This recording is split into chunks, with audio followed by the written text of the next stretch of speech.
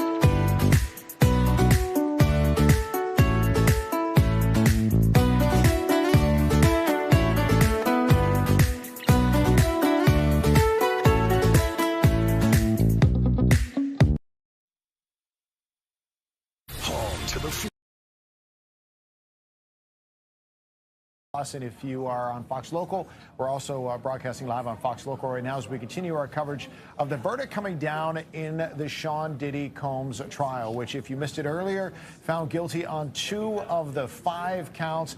Arguably the 2 counts that would have the lesser of the sentences. Yes, those counts are transportation for purposes of prostitution, but he was found not guilty on racketeering as well as sex trafficking. All right, and we're joining you on Fox 5 Plus and Fox Local. We have other programming right now on Fox 5, but we're going to continue the conversation here. What we're waiting on is to hear from some of the attorneys, some of those who are involved in the process. A lot of people right now, and if we could bring the shot up, you could see, well, not that particular one, but a big crowd otherwise. That's gathered there, yes. That's where everybody already walked out of. Yeah. But if you see on the other side, you have a lot more people that have gathered outside. Let's listen in for a moment. Faces substantial jail time. Of course, we would have liked to have seen a conviction on the sex crimes in RICO, but we understand beyond a reasonable doubt is a high standard, and we're just pleased that that he still faces substantial jail time. All right, thank you. Thank you very much. How much time? Doug Wigdor, W-I-G-D-O-R. Well, each is faces up to 10 years on each. I'm not sure what the sentencing guidelines are given the various different things, but I'll leave that up to the government and the defense to argue. But I feel confident in saying he still faces substantial incarceration. How will you feel if he walks out on bail? Well, that's up to the judge. I don't have a personal vested interest in this case. Whatever the appropriate thing to do under the law is what should be done. And at the end of the day, he needs to be sentenced pursuant to the guidelines and pursuant to what the law is. My understanding of that is that he faces significant incarceration. So thank you very much. Thank you. Here's hearing from some of the people who are coming out of the courtroom. You saw there are colleagues from Fox 5 in New York are outside the courtroom, as well as many others, as they're working to grab some folks who come out. We just saw some members of Sean Combs' family just left the courtroom, and it appeared like they left. They walked through the crowd, immediately got into a vehicle and got out of there. Yeah, I think yesterday we heard about the partial verdict, and now what will the verdict be, and when will it come down? We have the verdict now, so the immediate question now is sentencing, and what does that look like? And that attorney there was just asked about it, and it depends on the judge. Yeah. And we know that this is a case that has certainly played out in court, but also the court of public opinion, and how will that sway any decisions, if any at all? Yeah, I mean, it's one thing to sway the opinions of 12 people and have them speak with one collective voice, right? It's another thing to sway the opinion of a judge who is trained in these matters and is supposed to be looking at things from a fact-based perspective and not just the influence of one video, perhaps in this case, or a background or the whole of the being of why Diddy is in court and who he is and who he worked with and, you know, all these other things. But what they're going to hear now, and sentencing is still a ways off. So this is not going to happen immediately. They're going to have time to put together their plan, and I'm talking about the prosecution and the defense. The prosecution is going to get people together that say, listen, this man needs to be held accountable for what he did. You can rehash some of what they brought up in the case as far as the damage that he may have inflicted on individual people and the emotional impact. And when it comes to sentencing, you see a lot more of the emotional argument come through than the physical attributes of the case, which you might have seen more in the trial.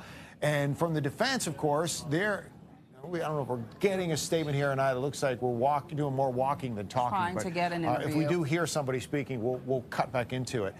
From the defense's perspective, Marissa, they want to paint the picture that this is someone who essentially, and as Dante Mills, who's going to join us again now as an attorney and legal analyst, pointed out, can be rehabilitated and would be better for himself and for the community if he is out of jail as opposed to sitting in jail where he cannot help himself or others. So you're going to hear from a lot of family members. You're going to hear from people who he influenced in a positive way. They're going to try to paint that picture that he's better off out of jail than he is in jail. But in the end, it comes down to the judge, right? You got it. And as you just heard that attorney speak earlier, I mean, there are sentencing guidelines in place, but it's going to be up to the judge as far as how much leeway he wants to give. And Dante, since we have you, as well as our chief legal correspondent, Katie Barlow, kind of pick up where Steve left off on what we could see moving forward for both sides. Absolutely. If I'm the defense attorney, I'm harping on the fact that this is not a violent crime, that what he was convicted of is not a violent crime. It doesn't involve any coercion or force. That he simply had a personal pleasure that technically is illegal, and he he's going to accept responsibility for that and an appropriate punishment. But that punishment for prostitution, where everybody was a willing participant, is not to go to jail for 5 or 7 or 8 years. That really just does not make sense. And that's what my argument would be. Judge, there's better ways to address this, to penalize this person, to ensure that he gets the help he needs. There's better ways to do it than to make him sit in jail for 5 or 6 years. If I'm on the prosecution side, I'm saying, Judge, this person did this to multiple people. He was still in a relationship where he was paying someone. She came into court and said he was still paying her. So clearly he hasn't learned his lesson. This is something he's going to continue to do if you take it lightly and don't sentence him to, close to what the maximum sentence is, so he understands the severity and significance of this act. And that's what the arguments are going to be. The judge is going to have a difficult decision because technically it's a crime, but I'm telling you, violent crimes are looked at differently than crimes where everybody is a willing participant. So I doubt that a judge is going to look at this and say, this is somebody who deserves the maximum sentence because he was involved in prostitution. To that point, Dante, and I'm not going to ask you to speak for a judge. We don't know what the judge is going to do. We don't know what he's going to take into account. But, we're looking at 5 counts on the screen right now. If we only showed 2, if this was Diddy on trial just for engaging in prostitution, what do you think a proper sentence might be? You know, it's phenomenal that you said that, and we have to now adjust our minds. Because, yes, he was charged with much more serious crimes, but he was found not guilty of those, so those are off the table. And we can't say, oh, it was a part of a bigger thing, so he was only found guilty on these, so let's really make it severe. You can't do that. The judge is going to have a hard reset and say, I am faced with somebody who doesn't have a criminal history, who has been a pillar to society. They're going to bring in people who talk about his foundations and things he's given back and the person he is, to how he supports a lot of people. If I'm hearing that as a judge and saying, but he's guilty of prostitution, that's not something that's making me jump to, all right, we need to throw him under the jail. That just really doesn't make sense when you hear the argument that way. So I do believe that a judge may say, listen, this happened more than once. It was kind of a pattern.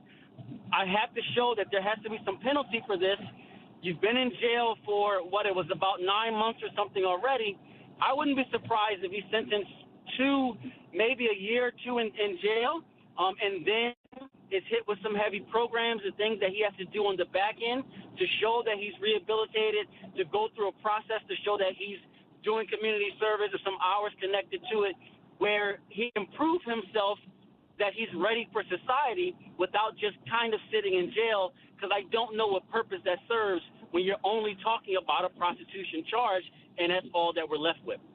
Dante, you mentioned something at the end of our Good Day DC program on Fox 5, and I didn't get a chance to ask because we were closing out that program, but I'm going to ask it now. One reason I thought perhaps that the defense did not put Diddy on the stand is because of the tape and the beating that we all saw play out. They didn't think that he would be a sympathetic defendant. I understand he could be charismatic to some. Do you think that maybe that played into the thought process and the strategy of not putting him up there? Absolutely. Whenever you put someone on the stand, you open them up to cross-examination. And that cross-examination is going to be about his character and the things that he's done in that video. And you know for a fact that the prosecution would have had that video queued up the second they were able to question him and say, this was you did this. And even ask him, why would you do this, or why would this be okay? Because there's no right answer to that. And that played a huge part on why he didn't take the stand, because when you have someone as charismatic as Sean Combs, you will have him on the stand. If you think back to other trials with high-profile people, they make a difference when they take the stand. People are in awe. People really listen to them. But when you have this kind of video, these kind of stories that Sean Combs would have had to answer to, it makes it really risky to put him on the stand for the benefit he will bring. It's just not worth it. The juice isn't worth the squeeze at that point. So you say we're gonna keep him quiet. We're gonna talk about him in other ways through other witnesses, and hope that the jury believes in the good he has, and that they don't just focus on the bad. Yeah. Because if he takes that stand, all of that is opened up. It's a fascinating way to look at it. I want to get a final word from Katie Barlow right now before we get back to Lion Lunch Hour coverage this morning. But Katie, listen, we all love to play Monday morning quarterback, and those of you in the legal community, I'm sure you do as well. Did it play out the way you thought it would? I think given some of the tea leaves that we got to read toward the end of this week, yes. And look, the juries tend to get it right. And the jury here was saying, basically, we believe that some of the predicate offenses happened to this idea that there was a criminal enterprise, but you did not do enough. We're not buying what you're selling when it comes to the existence of this criminal enterprise, which has to exist for the sole purpose of committing crimes in furtherance of the enterprise. The jury was not buying what they were selling, even though they agreed that some of those predicate acts happened. And it seems like the jury reached the right decision here. Katie, I appreciate it. Dante, I appreciate you both joining us. We're going to let you guys take a break right now, but I promise you, if we do hear from Diddy, if we find out he's released, if any other major developments happens, we're going to let you know about it. We'll certainly break into programming, but thank you for staying with us here on Fox 5. We're going to go to break and then return with the Lion Lunch Hour.